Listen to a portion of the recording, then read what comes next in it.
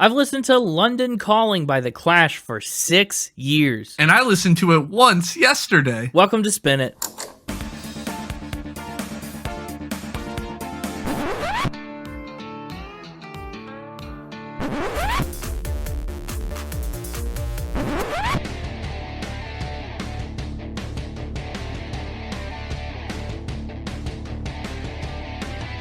Hello, everybody, and welcome back to Spin It, the only podcast that matters. It's the record ranking podcast for people who would rather be listening to music. I'm James, and with me, hateful and a little lost in the supermarket, it's Connor. They designed those things to trap you, like casinos. Supermarkets? That's why they put all the milk and bread in the back in places that you have to go around to get them. Exactly. They want you to impulse buy. Honestly, literally the point of Lost in the Supermarket. We're really hitting on it early.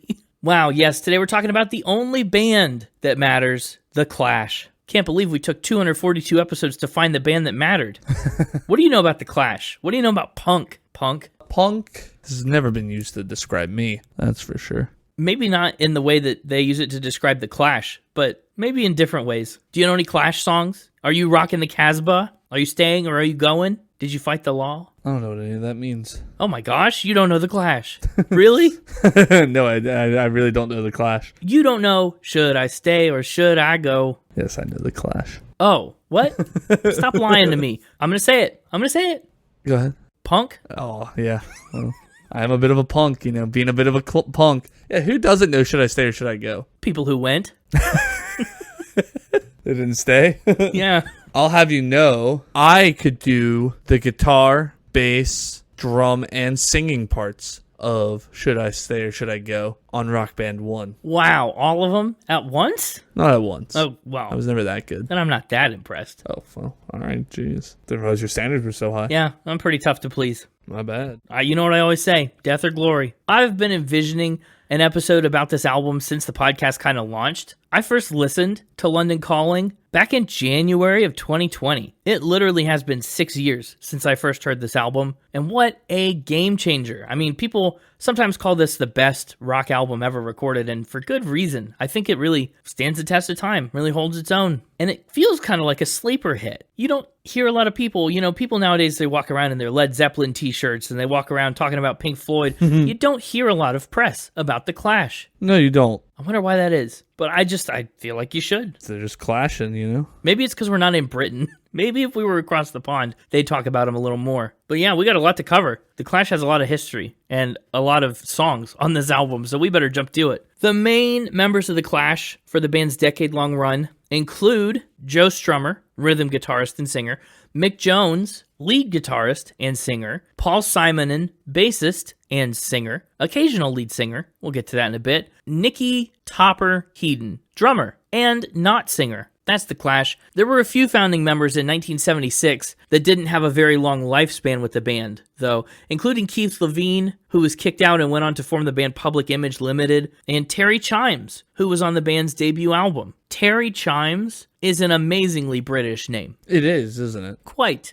Well, these guys were all playing around London's proto-punk scene in the mid-70s. Punk music hadn't really evolved out of it yet, but they're there in the early days. John Mellor, better known as Joe Strummer, which is a name he chose because of his time busking on a ukulele in the London Underground. Joe Strummer was with a short-lived little rock band called the 101ers. Mick Jones, on the other hand, was with this band called London SS. That band was even shorter-lived. They only recorded one demo, and they never played live. Paul Simon and Terry Chimes and Topper Headon all passed through London SS as well, but they were essentially all just rejected after their auditions or let go after like a week. They didn't really stay the test of time. But the most important connection that London SS makes is with their manager, Bernard Rhodes, who's friends with another band. Maybe you've heard of them, the Sex Pistols. Oh, yeah. I actually don't know any of their music myself yet. I need to. Wait, really? Really, I don't. At least not off the top of my head. Wild. That actually surprises me. I know, it should. You haven't heard Anarchy in the UK? I feel like maybe I have. Maybe God Save the Queen? Well, I know the real version. I'm just kidding. I know that one. Yeah, if I were you, I would listen to Nevermind the Bollocks, Here's the Sex Pistols. Yeah. That's the one you want. I mean, that's their big one. But the Sex Pistols show up, and man, When the Sex Pistols got together, it was like the door to a whole new musical world was opened. Mick Jones said, "You knew straight away that was it, and this was what it was going to be like from now on. It was a new scene, new values, so different from what had happened before, a bit dangerous. This punk scene that explodes out of nowhere." At one point, the Sex Pistols opened for Joe Strummer's 101ers. Joe Strummer said, "I knew something was up, so I went out in the crowd, which was fairly sparse, and I saw the future with a snotty handkerchief right in front of me. It was immediately clear. Pub rock was, 'Hello, you bunch of drunks. I'm going to play these boogies and I hope you like them.' The Pistols came out that Tuesday evening, and their attitude was, 'Here's our tunes. We couldn't give a flying F whether you like them or not. In fact, we're going to play them even if you effing hate them.' That's a major attitude shift. Yeah, it is. And the Clash, or future members of the Clash, they see this and they said, wow, we want to make a band that can follow in the Pistols' footsteps, maybe even rival the Pistols. So they called up their friends and former bandmates to make it happen. They called themselves a few different things: the weak heart drops, the psychotic negatives, a lot of syllables, a lot of adjectives in those band names, but they simplified those down to the Clash. It was actually Paul Simonon's idea. He said, "It really came to my head when I started reading the newspapers, and a word that kept reoccurring was the word Clash. So I thought, the Clash, what about that?" To the others, and they and Bernard went for it. Now, they were eager and in a hurry to get out there and make a splash on the scene before their rival band, also made up of previous bandmates, could make a debut. So they spent less than a month rehearsing, and they landed a gig supporting the Sex Pistols themselves on July 4th, 1976. Unrelated, America's bicentennial. Didn't really matter over there in the UK, but, you know, that's interesting. So they opened for the Sex Pistols. A few hours later, the Clash got to witness the Ramones live in concert, which was certainly a transcendent experience for up-and-coming punk rockers. The Ramones are like the punk band. They decided, you know what, we need to really firmly establish our own identity as the Clash. We need to tighten up our playing. Probably we need more than a month of rehearsals. So back to the rehearsal room they went. Probably. Not necessarily, but probably. Yeah, you could do without, but you could do with. Ever think about that? Strummer said that part of punk was that you had to shed all of what you knew before. We were almost Stalinist in the way that you had to shed all your friends or everything you'd known or every way that you'd played before. They're really building from the ground up, starting from square one to become this band, form this identity. The Clash's songwriting process also began in earnest. Joe wrote a lot of the words, and he would sing most of the songs too. And then Mick Jones would kind of write the music to the songs around the lyrics that Joe was coming up with. Their subject matter was also kind of untraditional at the time, too.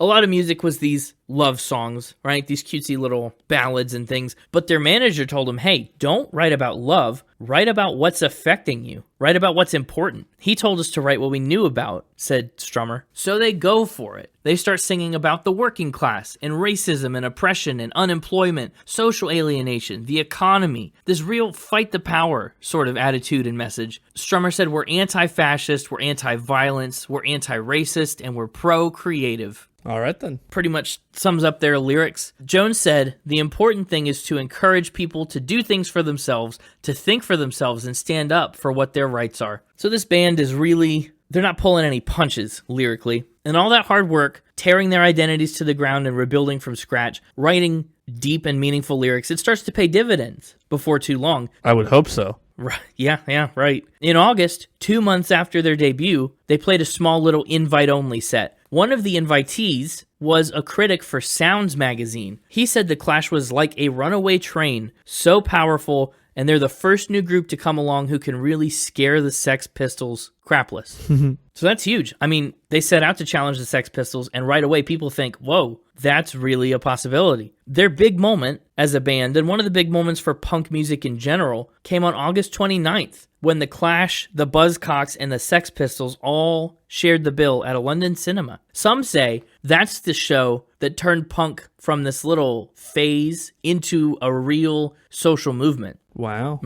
And shortly thereafter, the band fired Keith Levine. They say it was because of his use of speed. By the end of the year, though, they bounced back. They were riding high. NME said that 1977 would be the year of the Clash, and they were pretty spot on. The group signed a record deal for £100,000, and they'd only played a few dozen shows at that point. But you know what happens to punk bands that sign deals, right? The fan base instantly Sell out. You sell out. See, that's what happens, and it happens right away. They perceive them as selling out. It's wild. How dare you make money? Yeah, man, do it for the love of the game, and then, eat somehow. Less so do it for the love of the game, and more so don't do it because of the money. Like do it for the love of the game and then ignore the money. Like actively say no to the money. Yeah. Can't love the game and make money. It's one or the other. That's illegal for punks. That's what I hear. Joe actually said signing that contract did bother me a lot. I've been turning it over in my mind, but now I've come to terms with it. I realize that all it boils down to is perhaps 2 years security. But he says, before, all I could think about was my stomach. Now I feel free to think and free to write down what I'm thinking about. Oh, fair enough. He said to the fans, look, I've been effed about for so long, I'm not going to suddenly turn into Rod Stewart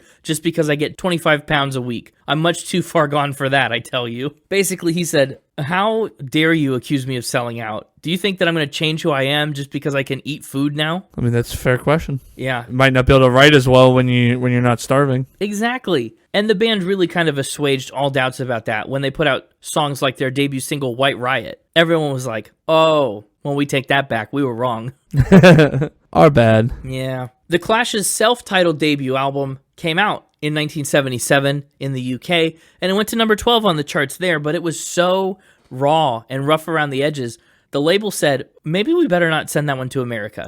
They thought it wouldn't sell, so it didn't make it across the pond until 1979. At that point, they realized The Clash, that album, was the most imported album into the US the year before. Americans just said, fine, if you won't sell it here, we'll buy it there and ship it over. Music journalist John Robb later said that The Clash found themselves as the flag wavers of the punk rock consciousness. Even in spite of the Sex Pistols' prior momentum, The Clash caught and surpassed them pretty quick. After that debut, Terry Chimes decides he wants a different lifestyle, and he left the band high and dry without a drummer. Apparently, that was a real problem. They auditioned and they played with, by their count, more than 200 drummers before they found their fit in Topper Headon, who's nicknamed Topper after a comic strip character. He said, I just really wanted to join The Clash. I want to give them even more energy than they've got, if that's possible. And Strummer said finding someone who not only had the chops, but the strength and the stamina to do it was the breakthrough for us. And in fact, Topper Headon's exceptional drumming ability is eventually what helped inspire the band to push beyond their limits. No longer were they held back by the skill level of their drummer. They could go a lot farther. So, with a full lineup once more, The Clash took on their White Riot tour. They played major venues like the Rainbow Theatre. The nationwide punk music over in the UK was growing at unreal rates, spearheaded by The Clash and their sister bands. For their second album, the label said, hey, remember how raw and rough around the edges that first one was? Maybe you should clean up your sound a little bit. Remember, they wanted a style that would have some American appeal. So,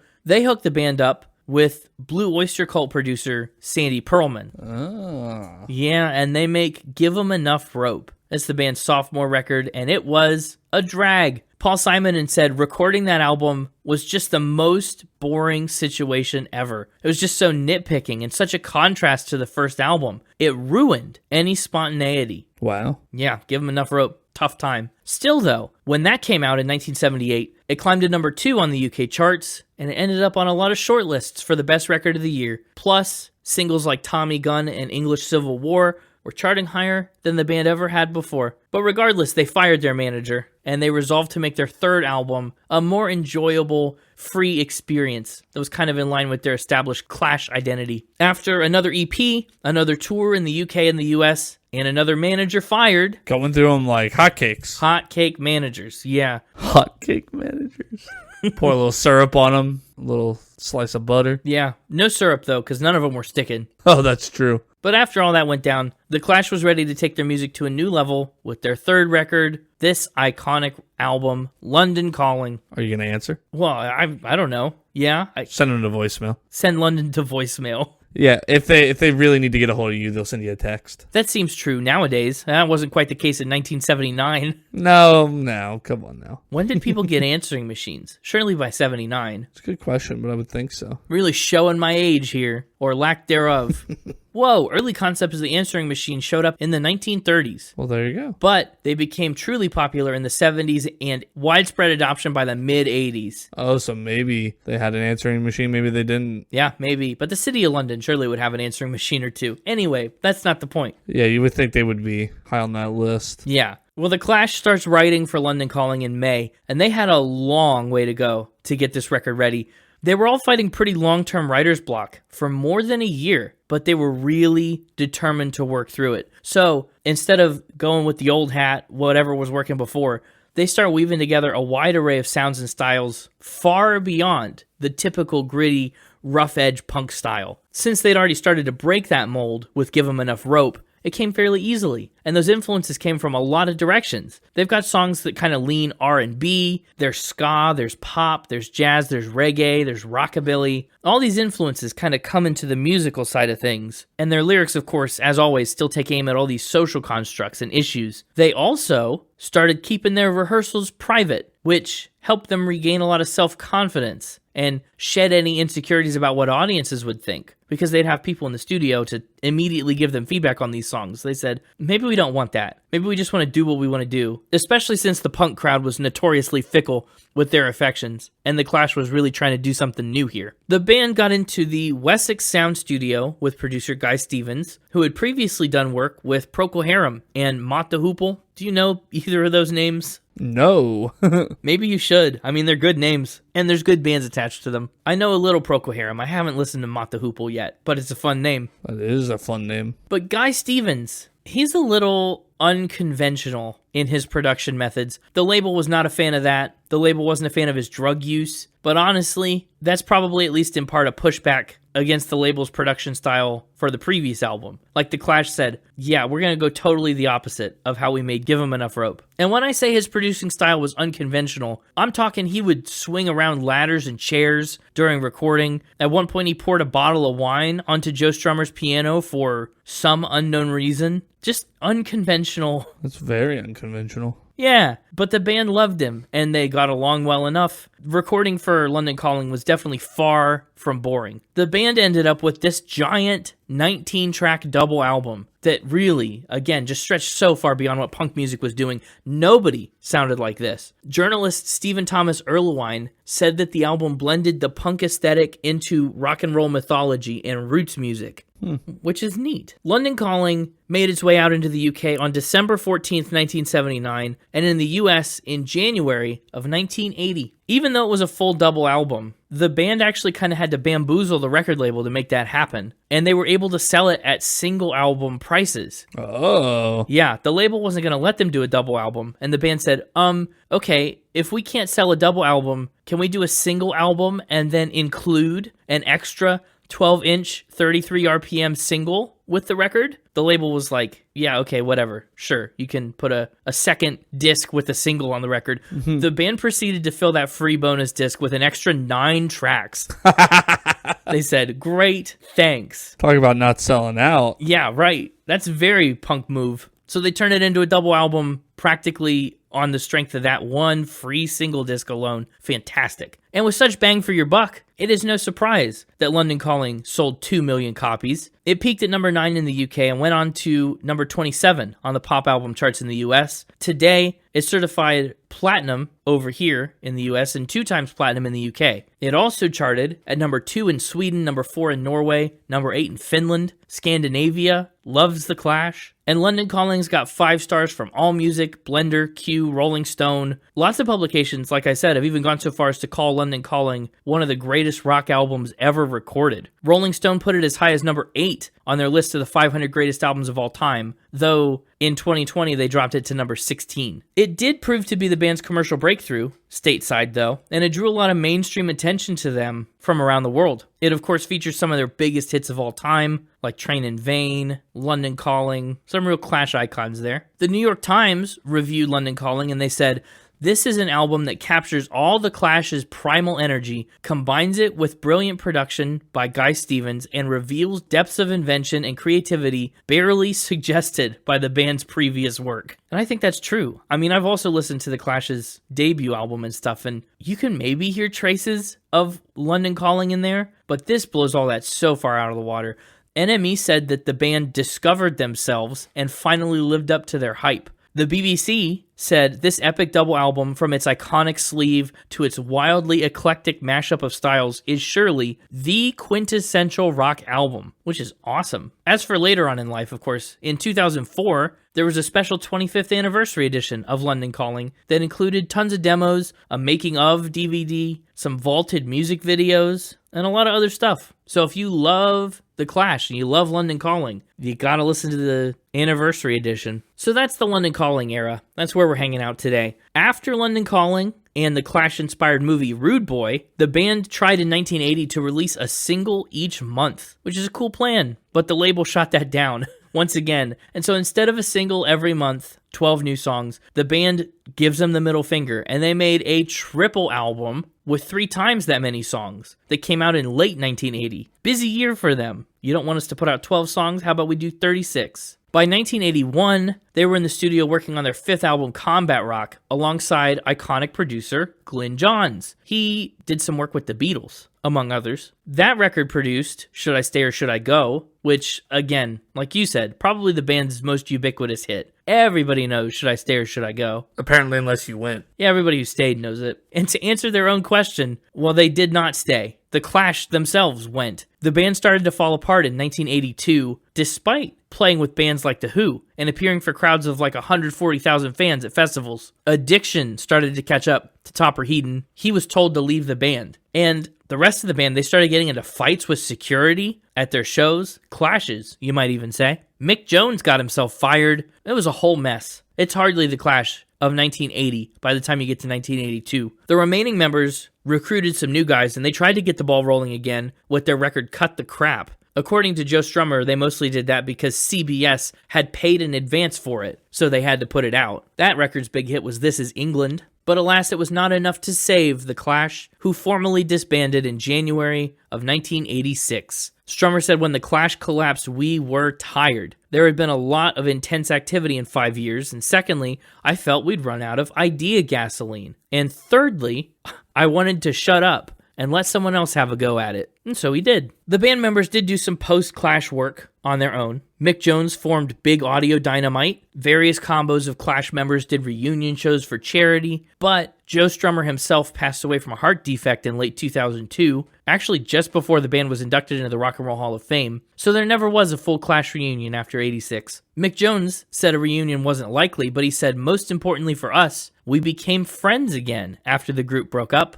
and continued that way for the rest of the time. That was more important to us than the band. So that's great. Mick Jones and Topper Headon also worked together on a Gorillaz song, which is fun. And then in November of 2022, founding member Keith Levine also passed away. So that's the story of The Clash so far. Through 2026, that's where we're at. As for their awards and accolades, honestly, I mean, they've just been such punk pioneers. They kickstarted and they shaped a whole ideology, a whole lifestyle beyond just the genre of music. A whole subculture came out of what The Clash was doing. Very few bands and people in general have that kind of a legacy. So that's really neat. They were inducted into the Rock and Roll Hall of Fame in 2003, and The Clash has one lone Grammy win. Best long-form music video for West Way to the World at the 45th Grammys. So, that's a lot of information about The Clash, the only band that matters. That was a ton of information. Well, yeah, I mean, they matter. That's true. I couldn't say less. Those are maybe the only details that matter. There's other details that matter, but, you know, we can get to those some other time. At least 4 more details that matter. 4 more details that matter? Oh, it sounds like you're gearing up for Factor Spin with the Mixtaper.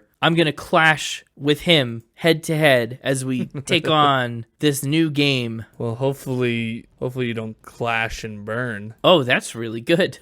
I mean, I'll try my best. Hey, it's me, the Mixtaper. Hello, Mixtaper. Welcome back to the show. You feeling a little punk today? How you doing? I feel like being a dastardly supervillain just is punk, you know? Oh, yeah, inherently, yes. And I've never sold out. Well, you're on this podcast for student loan money, so... But I never get it. Oh, touche.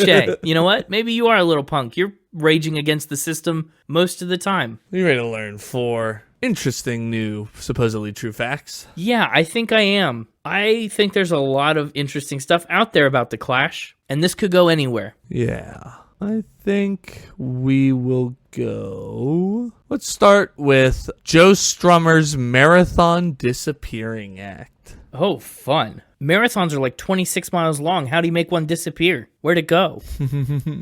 Well, it's more he disappeared for a really long time. Right, yeah, okay, that makes sense. Where did he go? That's what his bandmates, his manager, and his record label were all asking in 1982. Oh, everyone. Nobody knows where he is. He just vanished? Yeah, did tell anybody? Did he leave a note? Nope, didn't even leave a note. Very inconsiderate. Should always leave a note. Or never leave. Oh. Maybe both. Sometimes you should stay, sometimes you should go. But if you do go, leave a note. Should he stay? If he stays, there would be trouble. Oh, but if he goes... Could be double. Perhaps. Okay, so he disappears. No one knows where he goes. Why does he go away? Well, there's just a lot of strain going on with the band in 1982. I mean, yeah, that's true. The guitarist Mick Jones and the rest of the band were just having a lot of problems. Topper Heaton was going through his heroin problems. And rather than confront any of that, frontman Joe Strummer just said, see ya. Well, actually, he didn't say see ya. He just see ya'd. He just went. Didn't say anything. And took off to Paris without telling anybody. Ooh, Paris calling. And I don't have an answering machine. Mm-hmm. What did he do while he was there? How long was he gone? If this is a marathon, that doesn't sound like a long weekend. He was gone for weeks without anybody knowing where he was. He even lost his passport along the way. Even he didn't know where he was. And yeah, while hanging out in Paris, he was getting drunk a lot, drinking away his troubles. And just decided to run the Paris Marathon. Oh, there was a literal marathon involved. What? Yeah, just on a whim, downs 10 pints of beer the night before and then runs the Paris Marathon. That's unbelievable. And he hasn't trained or anything, right? No. Maybe he was just gone for weeks because he did this and then his legs stopped working and he couldn't get back. How'd he do? Did he finish? Unknown. Can't imagine. He's going to have to change his name from Joe Strummer to Joe Runner. This is pretty wild. It's pretty far out there, but I think it's a fact. Going with fact. Yeah, I think I'm going to say fact. The double use, the head fake on Marathon is really clever. Yeah. Thank you. I think that's, hopefully, you thought of that because it's true and you just wanted a fun way to present it and not, you just tacked on the marathon thing because you thought I was believing you too much and you wanted to make it into a spin. I don't know. I just think this is a fact. Hard to run 26 miles with no prep or training, but I mean, he's probably in okay shape. Okay, we don't know how far he made it. We just know that he started it. Oh, well, even easier. Then I guess that's... Yeah, I have no idea if he finished. True. I guess that's even factier. This is a true fact. Wow. I was a little skeptical when we got into the joke about should he stay or should he go. I was like, oh, he went. It's just like the song. This is such a potential, like red flags were going up. Alarm bells were going off. What a remarkable disappearance story, though. Yeah, no. I wonder if they were worried, the rest of the band, or if they were just like, he'll turn up. Up next, they gave 2 kids career opportunities. Wow, the most punk thing of all. Full-time employment. I mean, they gave a lot more than 2 kids career opportunities. All 4 of them got careers. Who are the 2 kids? And what career opportunities are now available to them thanks to The Clash? Keyboardist Mickey Gallagher's 2 young sons. Oh, this is later Clash then. Yeah. What do they let Gallagher's sons do? They re-recorded their punk anthem, Career Opportunities, having the 2 little kids sing the lead vocals. So they literally gave them career opportunities. They gave them the song career opportunities to cover? Yeah. Wow. Turned their ferocious protest song about joblessness into something like a little cheeky schoolyard sing-along. And then they put it on their Sandinista album. Okay. So you can go listen to it. Bit of a bizarre artistic decision, but nothing like child labor. Nothing like it. I don't think that. I mean, yeah, there's nothing like it, but I don't mean that in the positive way that you make it sound like. Whoa. Don't put positivity in my mouth. Well, I just don't understand why they do that. Maybe there was some satirical... I'm not familiar with the song or the album, so maybe there's some greater point to it. Maybe it hits differently in that context. I think, sure. I think I'll say this one sounds like a fact to me, too. This is also a fact, too. Hey! What do you know? I'll have to listen to that, see if it's any good. Yep, it's the final track on their Sandinista album. So it's just the 2 of them singing over a simple keyboard melody. They strip out a lot of the instrumentals, too. So it's like Dave 2.0, but Clash 2.0. Hate that.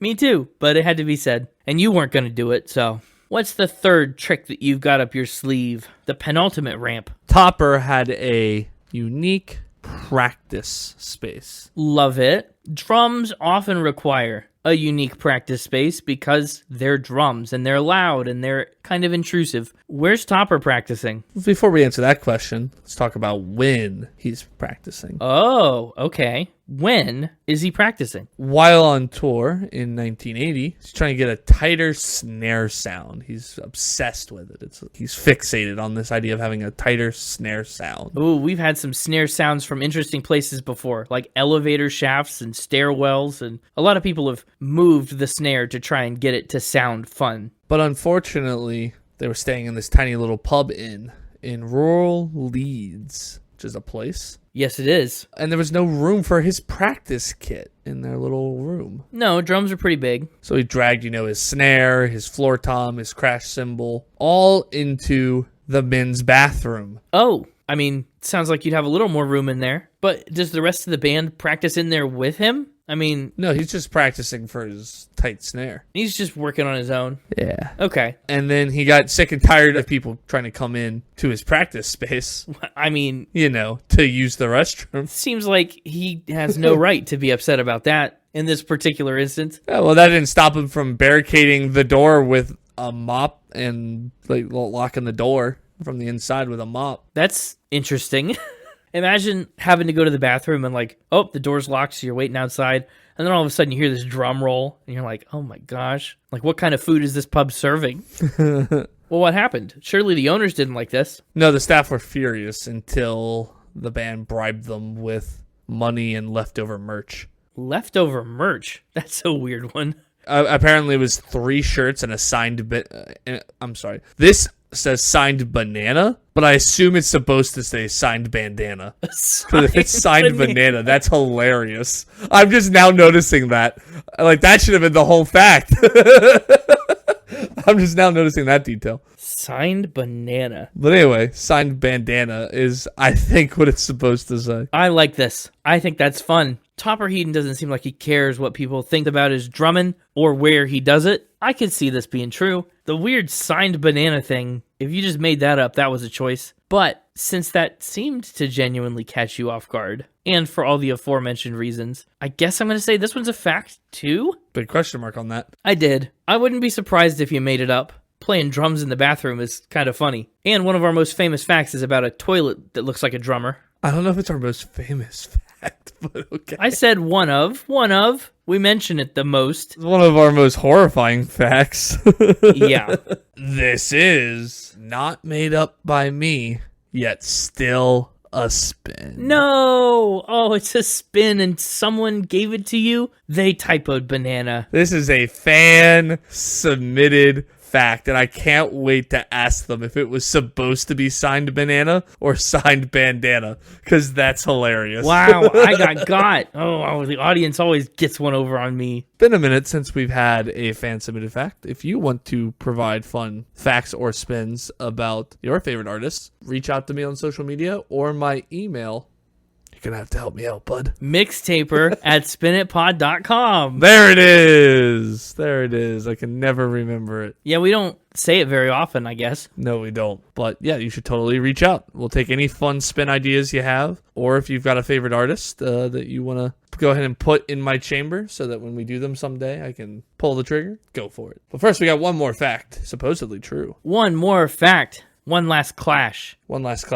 Death or glory. That's what I always say. That's what I told Connor earlier. I don't always say that, but for the Clash episode, I do. Mick Jones missed a sound check teaching grandmas how to pogo. Had to be the final ramp. Wow, that's a lot going on. That's a lot of information in the title. So the Clash is doing a sound check. Mick Jones is not there because he's teaching grandmas how to pogo. I guess I'm 5 elderly women, of which some of them were grandmas. I can't confirm. We don't know if they're all grandmas. But they were all grandmas. I guess I didn't really consider that to be an essential clarification. 5 old women. Yeah. To pogo on pogo sticks? To jump up and down on a stick? I didn't say that. Okay. What kind of pogo? I'm talking about the dance. The pogo dance. The pogo dance. I don't know the pogo dance off the top of my head. How's that one go? Wait, you don't? I can't think of it. I mean, you're basically just emulating a pogo stick. Oh, well, why would they? Well, you jump up and down. You keep your torso like stiff and rigid, and like your arms rigid, and your legs close together to like look like a pogo stick. And then you kind of jump up and down, or you can kind of oscillate back and forth like from two spots. But it's just a dance. Okay, It was a dance specifically to yeah. It's just like a 1970s dance. sure. I don't know. Well- You know what? There was a detail I was thinking about saving back, but I'll go ahead and say it. Okay, I was just going to say it sounds like a pretty easy dance. I'm not sure why they wouldn't be able to just do it. I don't know why they needed learning. Well, because it was invented in 1976 Uh-huh. by the band. The Clash invented the pogo. Yeah, I was gonna save that for you to like ask questions about, but let's get it out there. Sure. In 1976, the Clash invented this dance, and so Mick Jones was. It was meant to be like a way to mock people who like come and try to mosh pit or whatever. So that's why it's bouncing up and down. Okay. It was supposed to be kind of like a mocking dance. But why is he teaching it to old women? Is that part of the mocking aspect? Yeah, well. That people who mosh would see old women doing it and feel embarrassed? I don't understand. These 5 elderly women had wandered into a side entrance of the Rainbow Theater, where they were at doing a sound check, Okay. thinking that they were coming to a matinee screening of Murder on the Orient Express.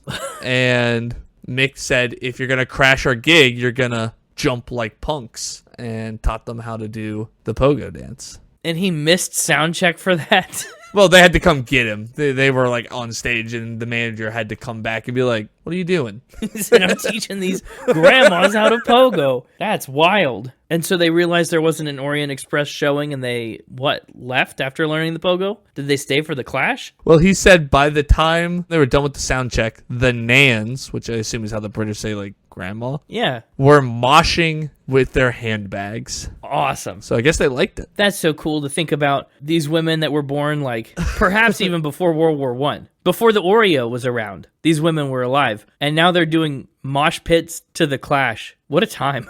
That's a lot to digest. I've never heard of the pogo dance. What if you just made that up? I can promise you I didn't make up the dance. I'm surprised you hadn't heard of it. Well, It is a real dance. okay. It's just, it doesn't sound like a hard dance to learn. So the whole concept of teaching someone to jump like a pogo stick, it feels like that'd be pretty self-explanatory. But Yeah, it's just like the early forms of moshing, right? yeah, and given that he's just meeting some grandmas at the door, and he's not like, they didn't solicit help, and he's not like, he didn't seek them out to teach them. They don't need to learn for anything. I guess that makes it make more sense to me. I guess I'm going to say this one's also a fact. He's guessed all facts this week, folks. He has, and he was wrong once, but it's worked the other 2 times. It has, so 2 out of 3. Works 2 out of 3 times. Hey, Meatloaf told me that ain't bad. This is a spin. No, Pogo Grandmas, why? No Pogo Grandmas. Wow. I thought you'd be a little suspicious since we just recorded our Grammy-related stuff. Well, yeah. And so I thought you might be, I had Grandma on the brain. Well, I don't know. But I do have a fun curse to set upon you. Curse? Yeah. The pogo, the dance, Uh-huh. was invented by an artist or band, just someone or somebody, some group that we hopefully will do an episode on at some point. Oh, no. So it's time to curse you with another recurring fact. The pogo is a new recurring fact that will come up at some point. Yes, so you can't Google anything about the pogo, but it will be coming back. Well, that's fun. Love that, kind of. It's a very fun fact to have coming back. Again, seems like a very basic dance to invent. Might not always be grandmas. Maybe it will be grandmas. Well, Mixtaper, we went 50-50 this week. We did. Neither of us was the wrong Em Boyo, and neither of us really can't fail either. Yeah. I mean, I had my 4 horsemen of a facts this week, and you fell for 2 of them. Yeah, well, you're going 50-50. I'm not down. We're just even. I'm off to go buy a brand new Cadillac, so. Oh, should you do that? I thought your budget was in a Clampdown. Yeah, well, I'm a bit of a card cheat, so I won some money. Yikes. Yeah! There he goes, away into the night to train in vain. Welcome back, Connor. What a clash the mixtaper and I just had. Yeah, he got you with two really fun spins. He did. You were just enjoying both of those spins, I think. I liked him a lot. Especially, just pogoing grandmas. It's a hilarious sight. He did that thing where I was enjoying myself, and so I stopped being as critical as I needed to be. Yeah. Brutal. It's fun to have a new recurring fact, though. I'm excited about that. Since we knocked two of them off. Now we got that. We got the hat still out there in the wind. Yeah, losing a seat on a plane to a hat is forever a mystery. But pogo dance is going to be a wild one, too. Well, let's talk about this album art. Seems a little familiar. Does it remind you of any albums we've talked about? Yes, he says, knowing you're leading him towards that answer, but not actually knowing. Really? Oh, come on. Well, now I'm not going to lead you any farther until you guess. Maybe from the Grady's? The Grady's were so long ago. I mean, it's true. Do you realize what episode we're on? I know. We're far away from the 80s, and it was early in the Grady's at that. I remember when we were celebrating the Grady's, and now we're on 242. That's nuts. It's been a while. We've tripled. Think about how many times we've doubled since then. I know, but tripling that's a new one. You know this guy. Is it supposed to be Elvis's? Elvis! Yes, that's right. It's based on the cover of Elvis's self-titled album. We talked about it on episode 81. You know, his has the pink text down the side, Elvis, and the bottom is Presley. Ah. The Clash emulated that. They did London Calling. And in the Elvis Presley cover, it's Elvis doing his thing, just singing and playing his guitar. Right, that's, I guess, I wasn't paying attention to the text as much as I was the image. I thought you were asking me if the image was familiar. And I was like... Oh, no, the image isn't particularly familiar. In fact, it's very one of a kind. Yeah, and so then I was like, and then I got looking at the text, and I was like, oh, wait, Elvis. You got there, yeah. Yes, this is Paul Simon and absolutely demolishing his bass guitar. He's in the process of slamming it onto the stage. This photo was taken at the Palladium in New York City on September 20th, 1979, and the bass is currently on display at the Museum of London, though for a while it was at the Rock and Roll Hall of Fame in Cleveland, so that's cool. He was actually furious. He was angry because bouncers that were policing the show, they wouldn't let the audience stand up and dance around and get into the show. He said, I wasn't taking it out on the bass guitar because there ain't anything wrong with it. But he was upset at the security, making people calm down at this Clash show. Yeah, don't calm us down. That's right. That pisses us off. The opposite effect. Penny Smith was the photographer. She thought the picture was actually too bad and out of focus to use, but honestly... Oh, but that helps it. That helps it. Yeah, there's action, there's movement. He's blurry. That turns out that was the right decision. You don't want polish? No. Yeah. They did polish with Give 'Em Enough Rope, and they didn't like that. It turns out, of course, it was the right decision to use this photo. The picture was deemed the best rock and roll photo of all time in 2002 by Q Magazine. They said it captures the ultimate rock and roll moment, total loss of control. They also called it the 9th best album cover of all time. So that's pretty awesome. I think it's a really cool photo. I mean, the energy is just palpable. He's so bent over. Like, the velocity must be remarkable. I wish I could see it in motion. But what's funny, though, I think it's a little incongruous with the sound of this album. A little bit. A little bit? In what way? Yeah, when I think of smashing instruments, I mean, nowadays, I think of, like, metal music. I think of more like the Who style. I don't know. The Who blew up their drums. I'm thinking like rock, heavy, hard rock. And The Clash does a little bit of that, but this is like a reggae, pop, jazz-infused album. You think harder rock. Yeah. When you think instrument smashing. Yeah. I don't necessarily think of something like Revolution rock, you know? But that's okay, because it's still an awesome album cover. But we've got a lot of tracks to talk about. 19 tracks. So many tracks. We better get going. That's right. Sorry, actually, I'm getting a phone call. You're getting who on earth are you getting a phone call from right now in the middle of this episode? This needy friend of mine. You got a needy friend? Yeah, their name is London. London Calling? What a stupid bit. London Calling is the first track and the title track. Dun. And that's how it sounds. London Calling. Title track. Yes, it was the record's only UK single. It went to number 11 on the charts, and it was the Clash's highest charting single until Should I Stay or Should I Go, a decade later. Ironically, that sounds like something that you might say to somebody if you were calling them. Calling them to ask if you should stay or... Yeah, I got a big decision, I need your advice. Should I stay or should I go? Oh, man, you're right. I guess that is a thing you could do. Some critics today retrospectively think of London Calling as the Clash's best song. Wow. Rolling Stone ranked it at number 15 on their list of the 500 greatest songs of all time. But in 2021, it actually fell drastically to number 143. Although it is one of the Rock and Roll Hall of Fame's 500 songs that shaped rock and roll. What do you think about that ranking? 15th best song of all time? It wouldn't be a number 15 for me, but to each their own. Yeah, I think its historical importance as like a pivotal point for British punk kind of outweighs its like wholesale goodness. Yeah, I can see that. If you're like a music industry person or entity trying to rank the 15 greatest songs of all time and you taking that stuff into account. Yeah, who would do something like that? Yeah, who would do that? Who fits that description at all? Yeah, but a simple guy like me, a champion of the people, just going for listenability. Call it like you see it. Yeah. Well, the thing is, this is obviously it's London Calling. It was a big hit in Britain. It did not do quite as well in the US. The stateside winner from this album was Train in Vain. You think it'd be the other way? You think it'd be the other way around? Do you think the people in London would be like, well, we're already here, why would we be calling? That's right. Actually, they thought it would be even bigger in London than it ended up being. They had a bet with a BBC radio DJ that if London Calling the song went to number 1, they would win a brand new Cadillac per track 2. But they didn't make the cut. And so the radio station just auctioned off the Cadillac to someone else instead.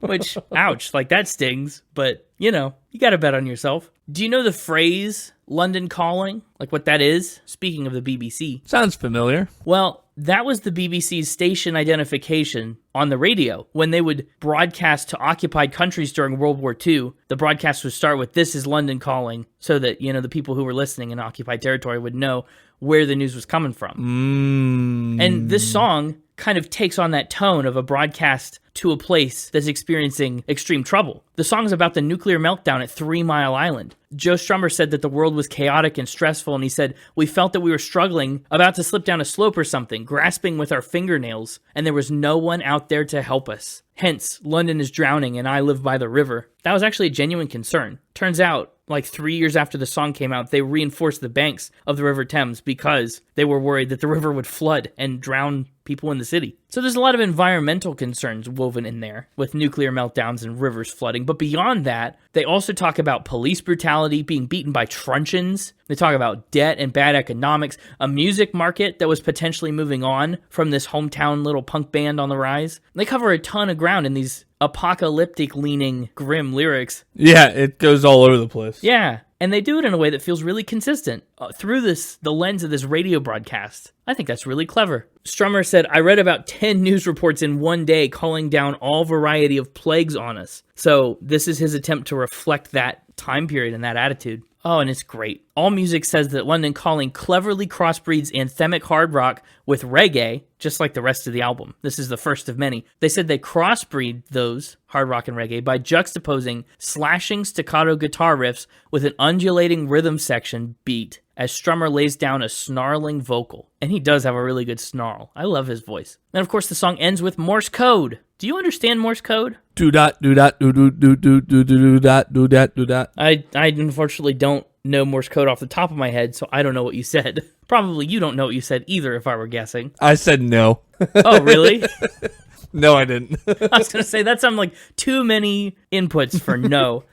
The closest I ever came to understanding it was that chart online that's set up like a tree, right? Where it branches off when you hit a dot, it branches 2 ways, and then a dash branches 2 more ways. Yeah. Yeah, I can read Morse code. Given enough time, yeah. Decently. Even without the graph. It comes back to me. I may get a couple of them wrong and have to go back and fix them, right? But I can work it out from my memory of how it works. But trying to interpret it live as it's coming over, I'm not good enough to do that. Yeah, it's so impressive when people can just translate it on the spot. Beep, beep, beep, boop, and you're like, it's like, whoa. Okay. All right. Yeah. Well, it's SOS at the end. Fitting. Very appropriate. Oh, is that what it is? Yes. That makes sense. I think it's just such a cool little song. I love the punchiness of the guitars. Great way to open this album. A real tone setter. And after this awesome original song, we move into a cover. Brand New Cadillac, like the one they did not win. The original Brand New Cadillac.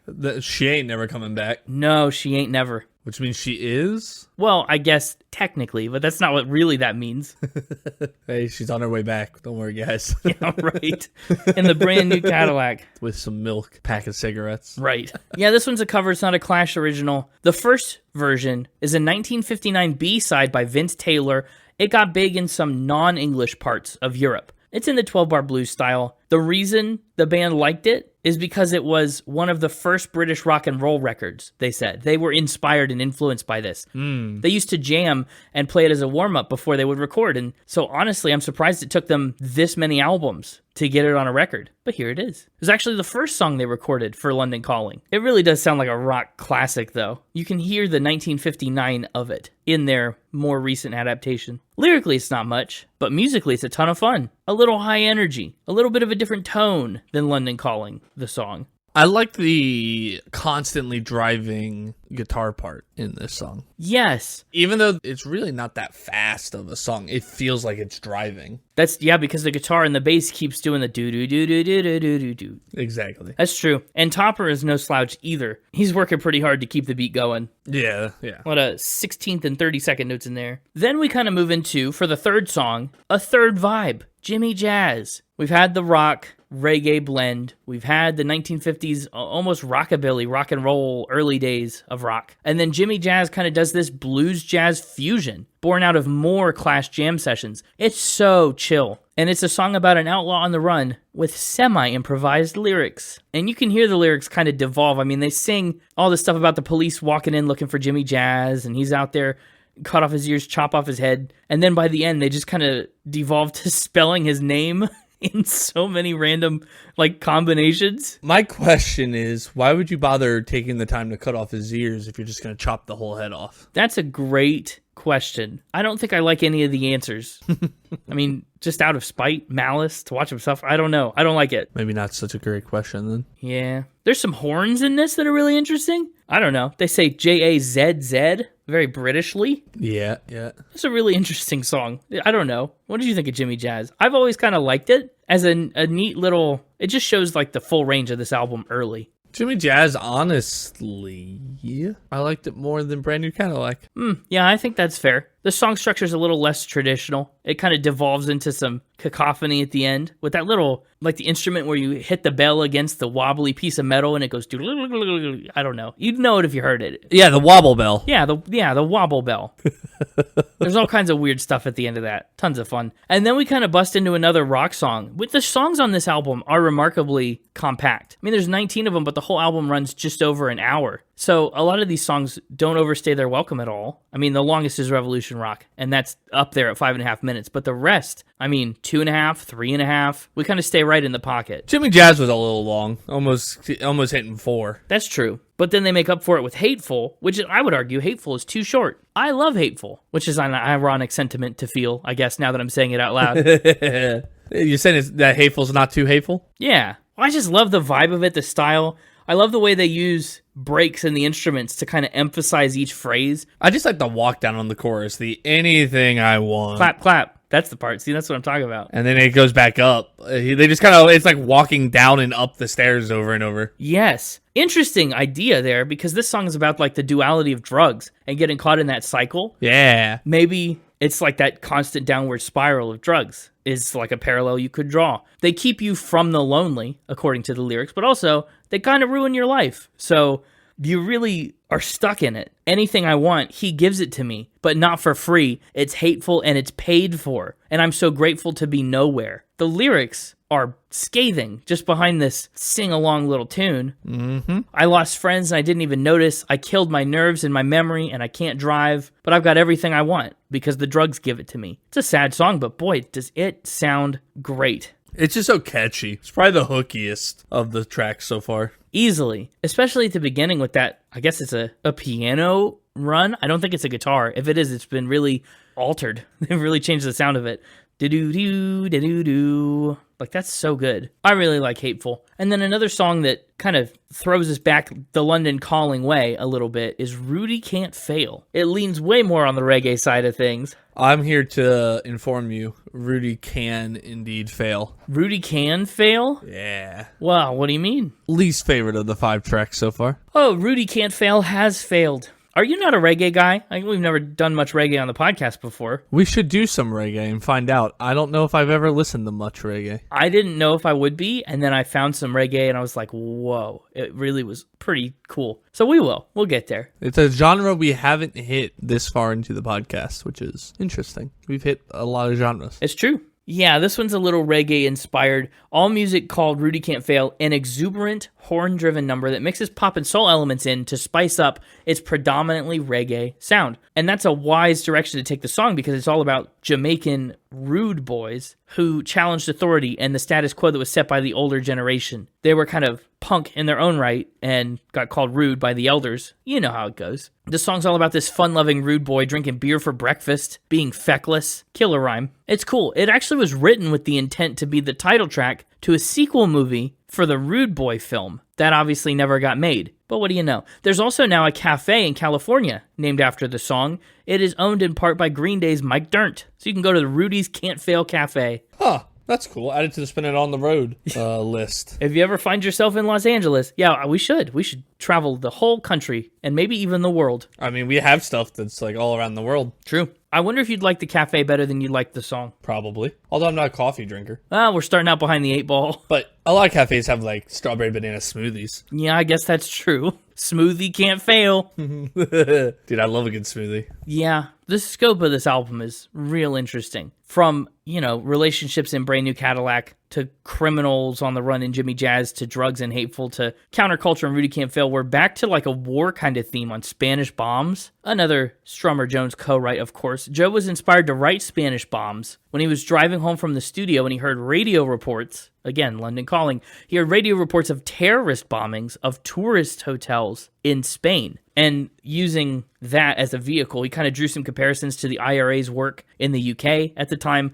So Spanish Bombs compares and contrasts Spanish tourism with the Spanish Civil War. Heck of an angle. I think it's a beautifully written song. There's kind of a double minor transition that I really like. Sure. You'll notice they sing in Spanish here, which is more of a Spanglish. Yeah, it's kind of Spanglishy. It is. Well, Joe Strummer calls that Clash Spanish with 2 N's. Clashness. Yeah, he claims that on the chorus, Yo te quiero infinito, yo te quiero oh my corazón. He says it means, I love you and goodbye, I want you, but oh my aching heart. Not a direct translation. But, you do what you gotta do when you gotta fit a rhyme scheme. It's true. I mean, it's kind of clever to infuse Spanish into your song about the Spanish Civil War. Is it clever or is it on the nose? That's a good point. I guess it might be a little on the nose, but it's not overbearing. It's not like I'm not saying it's done in a bad way. I'm just saying I don't know if... I can't decide if it's clever or if it's to be expected. Yeah, that's fair. There's some great lyrics, though. The hillsides ring with Free the People,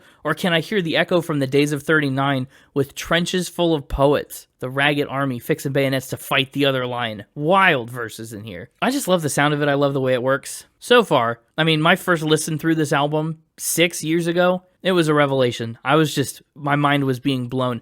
And then we got to the right profile. That has the distinction of being my least favorite song so far on the album. Yeah, not a fan? No, it's long, it's loud, it's chaotic, and honestly, it's a reference that is a little bit lost to time. The song is all about American actor Montgomery Clift. Do you know Montgomery Clift? What don't I know about Montgomery Clift? Yeah, right. See? So he was an actor. He got into a car crash and then got addicted to drugs because of it in the recovery process.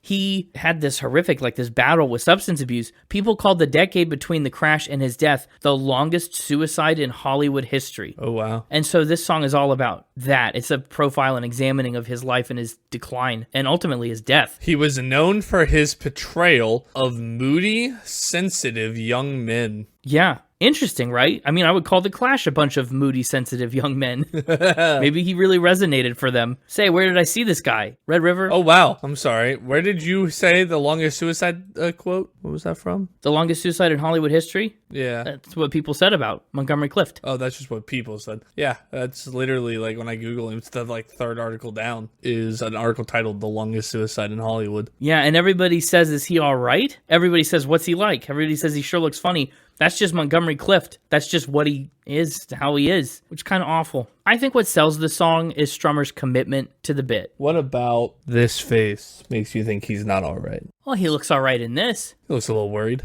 Well, he looks like a moody and sensitive young man, at least in this portrayal. Yeah, that's true. I mean, definitely moody in that one. I guess moody is relative, right? Moody is a weird term that's always taken negatively. Yeah. But I mean, it feels like it's a word that just like moody. It sounds like a word that should just mean like your mood is always visible. Why does it have to be so negative? Yeah. Look at that moody, sensitive young man. The highs and lows of a moody, sensitive young man. Here he is being moody and sensitive on a boat. Wow. I should watch one of his movies. I wonder what movie they would say is his best. That's a good question. Red River? The Misfits? From Here to Eternity? He's known for his movie A Place in the Sun, From Here to Eternity, The Heiress, and The Search. The Heiress has an 8.1 on IMDb. Is that the highest? 8.3 for Judgment in Nuremberg. That sounds like a sad movie. That sounds a little intense. Yeah.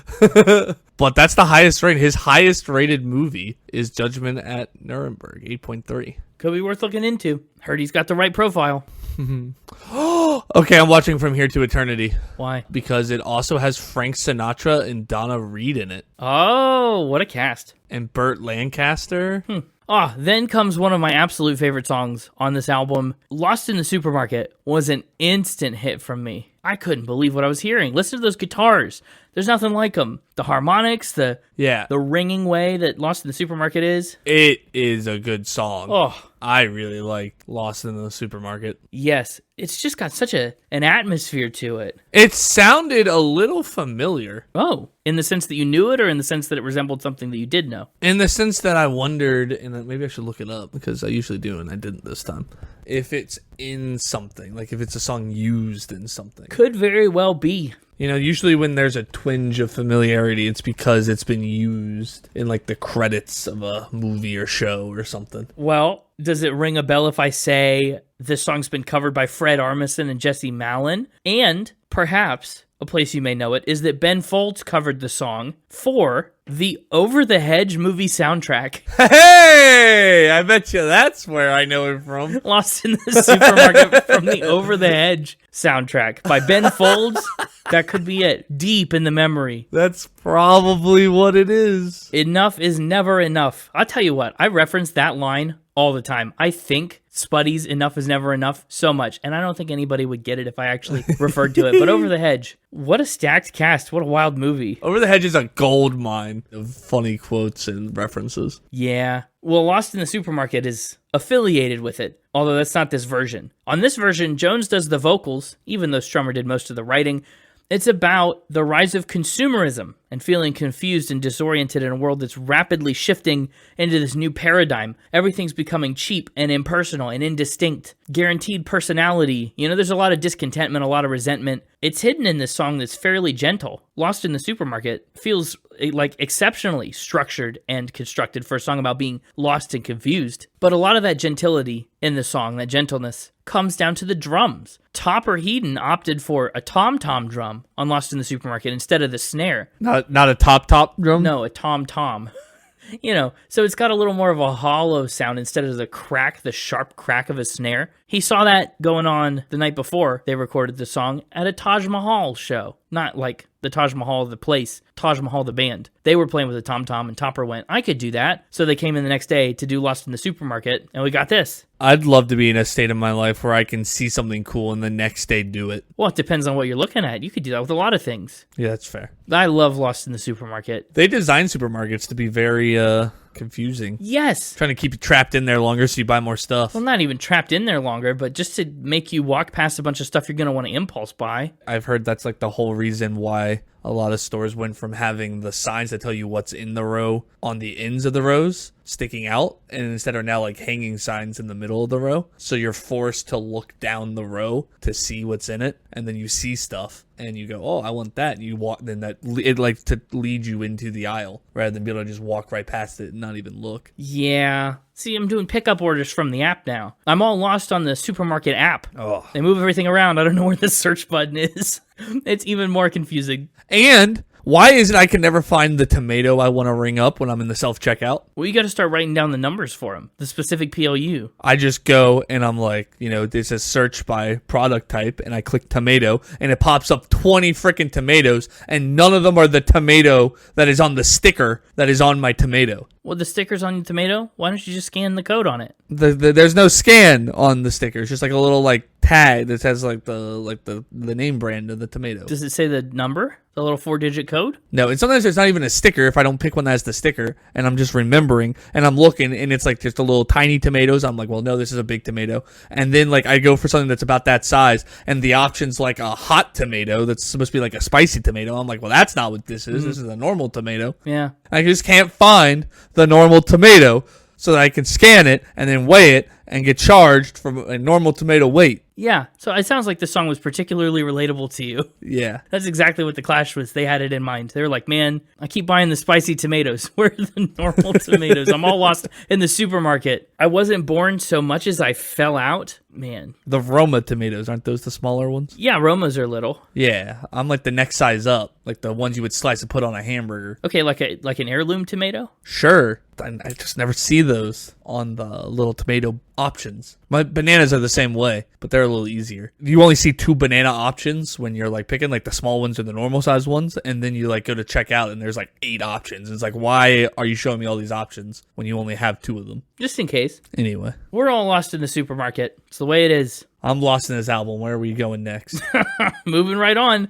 The Clampdown. Working for the Clampdown. Oh, that's right. We're ransacking the kingdom. That's right. Yeah, it's another fight the status quo song. Because this is punk music. What'd you expect? Reggae punk, to be exact. A little bit. This song started as an instrumental called Working and Waiting. That turned into Working for the Clampdown. That shortened down to Clampdown. And that is a word that the band kind of coined and created to represent the man, the establishment, the power. You fight the clampdown. You work for the clampdown. The authorities are clamping down on your freedoms, and we resist. And, I mean, the governments around them really were clamping down on strikes and protesters and hooligans, punks, hoons, the lot. There's a real clampdown happening. Joe Strummer had a lot of strong feelings about the system, the clampdown. He said, I only saw my father once a year because he was sent to boarding school, right? So he only saw his dad once a year. He said he was a real disciplinarian who was always giving me speeches about how he had pulled himself up by the sweat of his brow. A real guts and determination man. What he was really saying to me was, if you play by the rules, you can end up like me. And I saw right away, I didn't want to end up like him. Once I got out on my own, I realized I was right. I saw how the rules worked, and I didn't like them.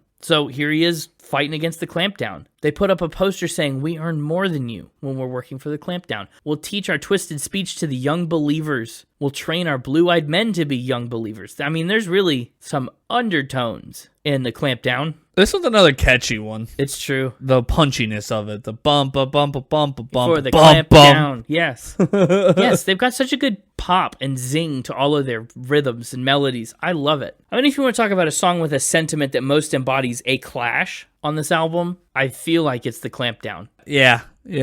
I could be on that. Yeah. Honestly, their name, The Clash, just makes me think they're going to be a little harder metal than they are. See, exactly. You hear the name The Clash, you see Paul Simon and slamming his bass into the ground full force on the album cover, and you get in there and it's like, oh no, I'm lost in the supermarket, my tomatoes. I want a brand new Cadillac. And there's obviously that's an oversimplification, and there's a lot more intensity and variety to the themes here. But I know what you're saying, because I felt the same thing. I thought The Clash would be a lot more intense. And on their early albums, they kind of are. But then, of course, I mean, if you know Should I Stay or Should I Go, or Rock the Casbah, you figure out pretty quick what they're about. Yeah. Clampdown has been covered by The Strokes, Springsteen, Metallica, and appropriately, Rage Against the Machine. Oh. Yeah, it was also featured in episodes of Futurama and Malcolm in the Middle, of all things. Not seen either of those shows. What, you've not seen You'd love Futurama. You tell me that anytime you bring it up. Well. And I feel like I would. I know enough about the plot to know I think I would like it. I just never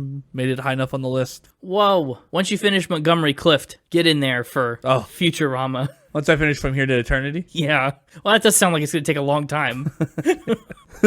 But whatever, you'll get there. Up next, we're crossing the halfway point of this album into the Guns of Brixton. Ooh, I'm talking about the Guns of Brixton. Whoa! It's a song by Paul Simonon, a rarity. On this whole album of 19 tracks, it's one of only 4 songs not by Jones and Strummer, and the other 3 are covers. This is the only one that's by another Clash member. Wow. Yeah, it's actually the first Clash song Simonon had ever written. He said, you don't get paid for designing posters or doing the clothes, you get paid for doing the songs. So that's what he did. And he finally got paid. He did. I mean, he probably got paid pretty handsomely just for being on the record on all these other songs, but, you know, the publishing rights are no slouch. No, you don't get paid for that. He grew up in Brixton, South London, and he, too, drew a lot of inspiration from reggae music in the film The Harder They Come. This actually was the first purely reggae Clash track. It's neat. The band knocked out the Guns of Brixton in 1 or 2 takes. It came pretty easily to them. And on the take that they used, there was a CBS record executive in the studio. He was watching them play. Paul did his vocals for this song staring daggers at the CBS exec,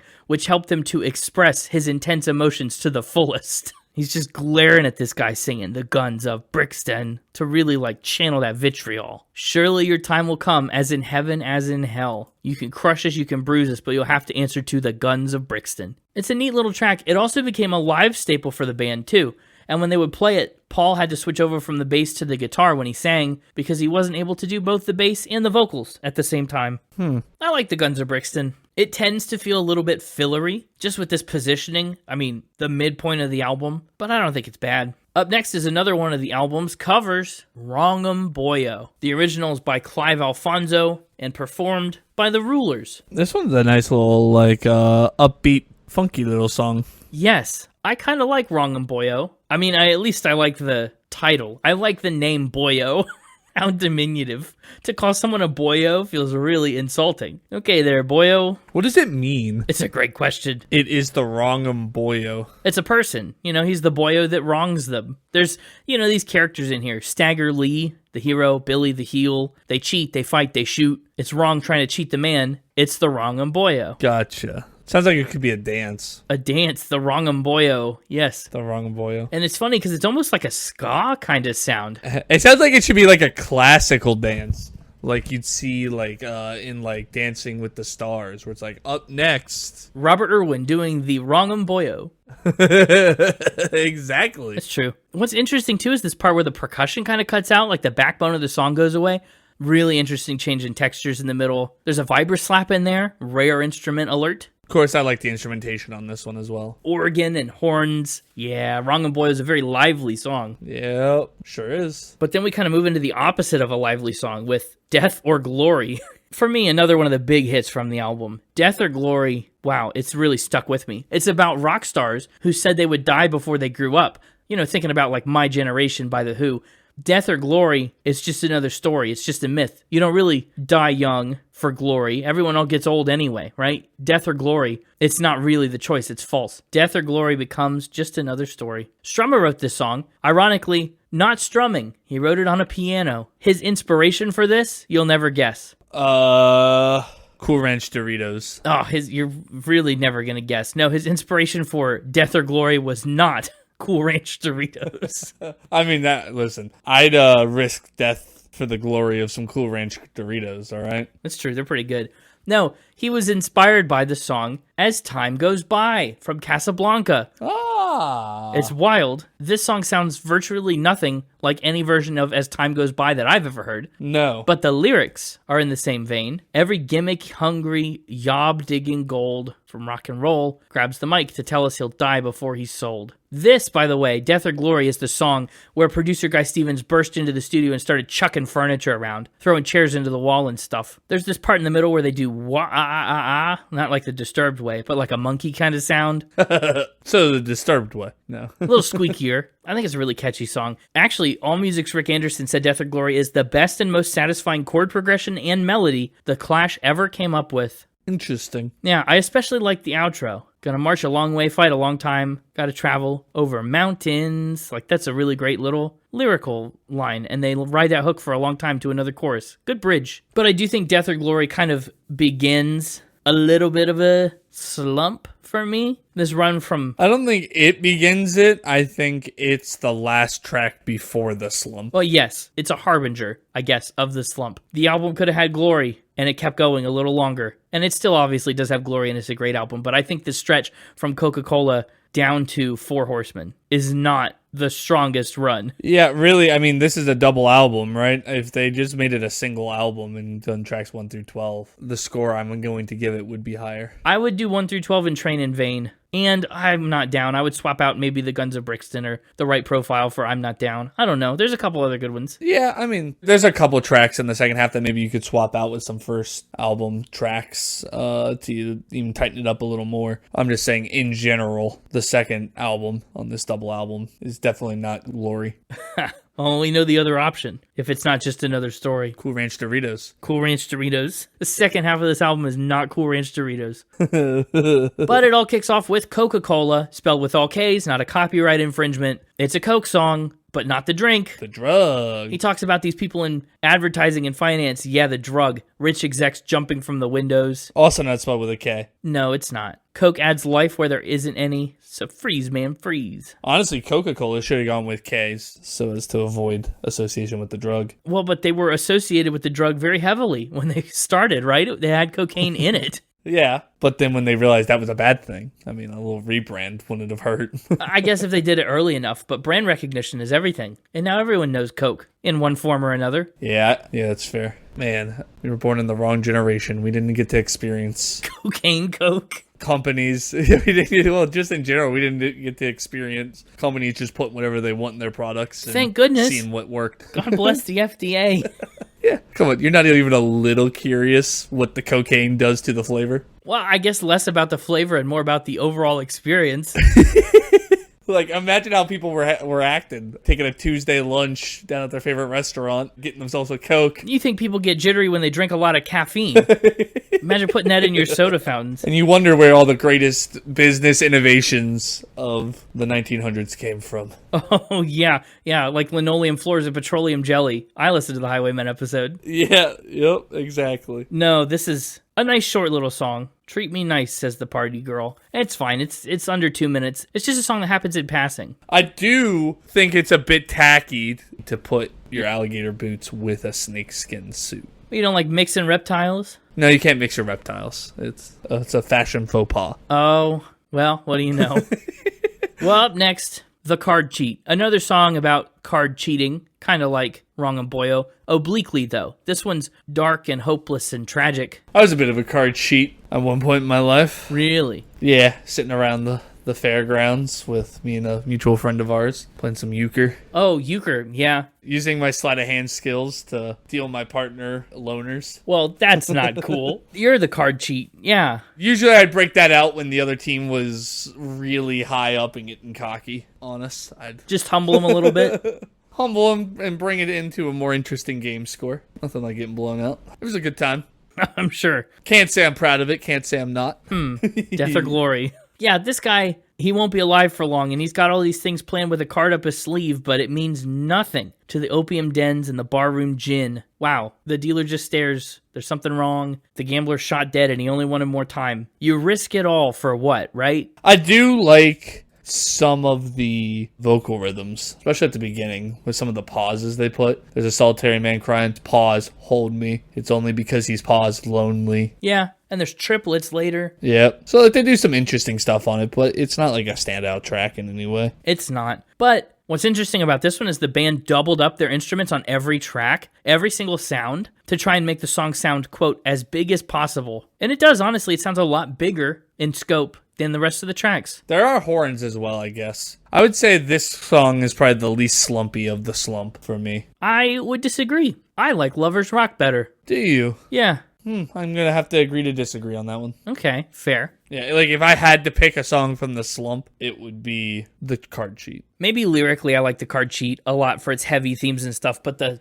music on Lovers Rock is a lot more fun to me. That little Lovers Rock hook is really fun. Lyrically, though, Lovers Rock, it's a song full of innuendo and euphemism, and then also not full of innuendo and not euphemism. A lot of it comes across pretty directly. Probably it's their most overtly adult-themed song on this album by a good stretch. Yeah. Lovers Rock, I mean, they phrase it kind of like it's a place, but it's an action. It's not even that well masked. I mean, it is heavy. Heavier than AC/DC's Shoot to Thrill. Yeah. Yeah. You know what I mean? I know what you mean. I don't know how you couldn't know what they mean, to be honest. Yeah, right. That's what I mean. There's some innuendo, but there's also not. Pretty right out there. They call it Lovers Rock. It's a lot. I do like kind of the play on words with the title, where they say, you must know the place you can kiss. And then, like, Lovers Rock sounds like it's the place, right? But then they say to make Yes. Lovers Rock. Yep. Anyway, it's there. Lovers Rock does not rock for me. No, fair enough. It's also a longer song for this record at 4 minutes. But at 3 minutes, Four Horsemen. Four Horsemen, it's a reference to the Four Horsemen of the Apocalypse. What? Yeah, they come in as harbingers of the end of the world. It's cool. Do you ever think there was supposed to be a fifth horseman that just overslept? No, probably not. The song starts out, they talk about the Four Horsemen in third person, and then by the end of the song, it morphs into them portraying themselves as the Four Horsemen. Fourth person. Yeah, we cleaned out their pockets and we drank them blind. That's what they say that they did. What's a truss? A truss? Yeah. Like a thing that a train drives over, like a bridge. Yeah, but I mean, like, in terms of clothing. Oh, in terms of clothing. I'm an engineer. I know what a truss is Huh. in terms of, like, structural support. Right, I assumed so. I always thought it was weird that you'd ask. I don't know. I've done a lot of math on trusses. Trust me. Trust me. I'm an engineer.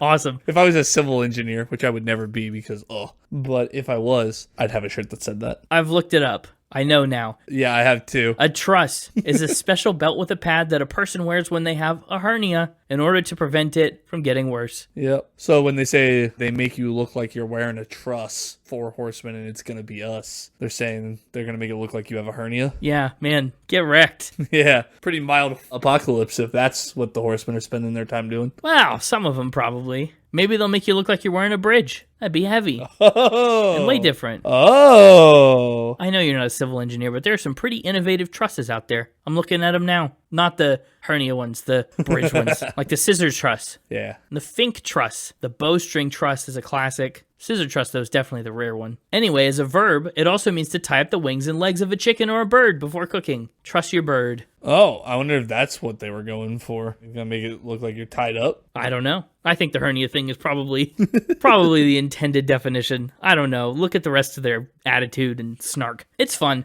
Up next, another song that I love. A song of persistence and perseverance. I'm not down. I've been beat up. I've been thrown out. Have you been clamped, though? I've been clamped down. I'm still up. I'm still up, but I've been clamped down. Yeah, it's just a song about facing adversity head on. I love the sound of it. I love the energy of it. I mean, the sound of it kind of reminds me of the Clampdown. This one's just got such a weird rhythm. The chorus is fine, but like, especially at the beginning, it's just such a weird rhythm. It's hard to follow. I don't know. It's a little crammed. They don't leave a lot of extra space for the lyrics, and the emphasis is kind of in fun places. But I get that. The real thing is the chorus. I've been beat up, been thrown out. That's a ton of fun. It's okay. And I love what the guitar does behind them on that chorus. On my own, I faced a gang of jeering in strange streets. That's a shame. I know it's difficult when you just got one person jeering at you on a street, you know. Yes, a street I know. Strange streets and a gang of jeering. Ugh, my nerves pump, my fear gets fought, and I didn't run. I hate to be jeered at in the strange streets. Hard enough to be jeered at by one person in a familiar... You're right. Honestly, if it's one person in a familiar street, that means it's probably someone I know, and that makes it hurt worse. I've been jeered at. I've been sneered at. I think it's a fun song. I really like I'm Not Down. Yeah. Then we come to the album's longest song, one of its most reggae songs, and another cover by Jackie Edwards and Danny Ray, initially recorded by Danny Ray and the Revolutionaries. That's a reggae singer and his band. Revolution Rock was almost the closing track. But I think we talked about earlier, it got usurped by the late edition Train in Vain. That actually was such a last-minute change that some of the album sleeves didn't even include Train in Vain on the track listing. They had to put a sticker on a lot of them. Oh. Yes. The band did Revolution Rock like a call and response sort of song. Vocals, instruments, vocals, instruments, vocals, instruments. The back and forth between them is what makes Revolution Rock really notable. Author Sean Egan actually said Strummer uses his voice almost as an instrument in the way he cleverly manufactures the illusion of call and response with already recorded instruments. How'd this reggae do for you? Probably, again, the most overtly reggae moment on the album. Is it better or worse? Better than some of the other blended reggae that we had earlier. Okay, so when you like it, you want it unadulterated. Yeah, I think I like my reggae pure. Okay. Like my maple syrup. Good to know. The horns are great on Revolution Rock. Yeah. They must be in reggae sort of songs like this. They're called the Irish Horns, the crew that did them. It's a trombone, a trumpet, and 2 saxophones. We should do, and I feel like I've brought this up on the podcast before, we should do something that heavily features steel drums. You definitely have mentioned that. We should. That's a little harder to find than you think. I'll do some research. You got picks coming up.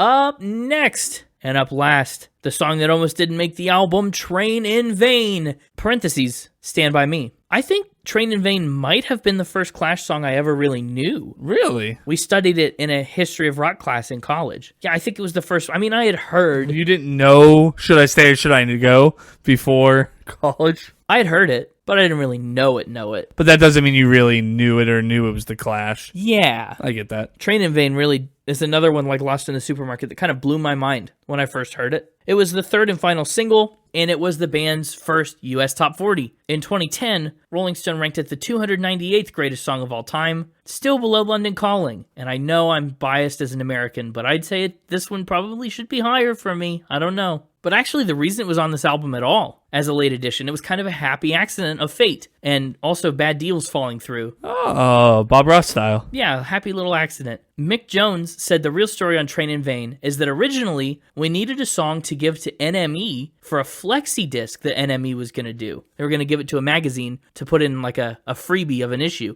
And then it was decided that it didn't work out, or decided the flexi disc didn't work out. So we had this spare track that we had done as a giveaway. So we put it on London Calling, but there wasn't time because the sleeves were already done. So it's kind of like a little hidden track. Huh. Yes, and you may notice the title, Train in Vain, does not appear anywhere on the song. Yeah, not the first time that's happened. No, but Jones says they call it that because the track was like a train rhythm, and there was once again that feeling of being lost. I'm starting to think the Clash just is bad at directions. They're getting lost everywhere. Lost in the supermarket. Do I stay or should I go? Where do I do? What do I go? A lot of confusion in the Clash lineup. But they called it Stand By Me because that's what people thought the song was called when they got their records without the title. Ah. It was just kind of a hidden song, so they added it. Which makes sense. Yeah, I love Train in Vain. I love the harmonica. I know you think there's no such thing as a bad harmonica, so Correct. I think that's kind of what puts Train in Vain a notch above for me. I agree. The bass is phenomenal, and the harmonica is such a nice accent piece. The rhythm is driving. The lyrics are thought-provoking. Alone, I keep the wolves at bay, and there's only one thing I can say. Will you stand by me? Bum, bum, bum. But there you have it. That's 19 clashy tracks. We just clashed 19 times. So we did. And now it's time for a final spin. It is time to sit down and hammer out an armistice. That's right, an armistice. Let's do some final spinning. Awesome record. Totally understand why this is among the great rock albums ever recorded. I'm giving the music a 93. I think this is a great evolution of punk music. I think by 1979, I mean, I know we're only a couple years into the punk music, but a lot of like the base level of punk, I feel like it's getting a little rote. You know, we've heard it all before. If you've heard one early punk band, you've kind of heard them all to some degree. That's painting with a broad brush, but you know what I'm saying. So I think this is a solid way to evolve the genre and kind of solidify, like I said, the Clash solidified it into a cultural movement and not just a flash in the pan. I'm giving the music a 93. A lot of really great melodies, a lot of really awesome chord progressions, cool rhythms built into here, all made possible because of their rhythm section. Headon and Simonon, great pairing. The lyrics on this album tackle a lot of really diverse and big subjects. None of these songs feel very trivial, and yet the album doesn't feel really weighty. It makes you want to get up and go do something. It doesn't bog you down. It's very punk-inspired in the lyrics, even if the music branches off in a bunch of new fusion directions. 87 on the lyrics. Instruments and production, 92. This record sounds great. There's a lot of diversity in the instruments they use, and even their main instruments sound great. There's kind of enough of a similarity. I mean, Joe Strummer and Mick Jones, their voices alone are enough to give this album kind of the through thread of, oh, this is a Clash song. So that gives them a lot of freedom to mix up how their instruments sound, right? Using the tom-tom instead of the snare, the ringing kind of harmonics on Lost in the Supermarket, the punchiness of I'm Not Down and the Clampdown, and even the staccato of London Calling. Like, there's a lot of really unique techniques here. What did you call it? The wiggle bell? The vibra slap, the harmonica, the horns. There's a really wide sonic profile on London Calling, and I love it. Overall vibe, 93. 19 tracks. Fun that it was kind of a bamboozle double album, but it's still only an hour and 5 minutes. Easy listen. Even the part that kind of slumps down there on the second half still flies right by and is really enjoyable. Very historic album. Awesome album cover. Overall score for London Calling, 92.1. Wow. That's pretty hefty. That lands it at number 53 on my ranking list. That is above How Big, How Blue, How Beautiful by Florence and the Machine, below Purple Rain by the artist formerly known as Prince. That means he's the artist currently known as Prince. Barely missing that top 50. Yeah, so the slump didn't really affect you too much, even though